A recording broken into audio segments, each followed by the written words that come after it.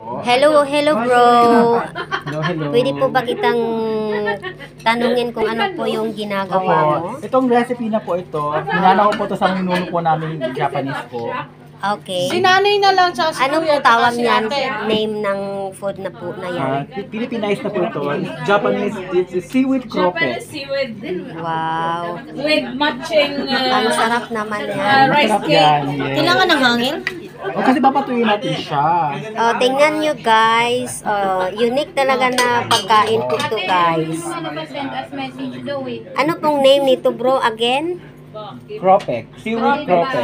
Cropek. Yes. Mashallah. Ayan po guys. So, napakasarap po niya. Ganito na lang. Bigyan mo ko na Tapos papatuyin natin ba siya. Papatuyuin po daw muna yan. Oo, maybe 1 hour. Kung may araw po kayo, Thank you. Bigyan kita ng dito sa amin sa Kuwait, marami po kaming araw. Okay, tapos pagkatapos po niyan na natuyo na 1 hour, ipiprito na po guys. So, see you later guys. After Babush! 1 hour.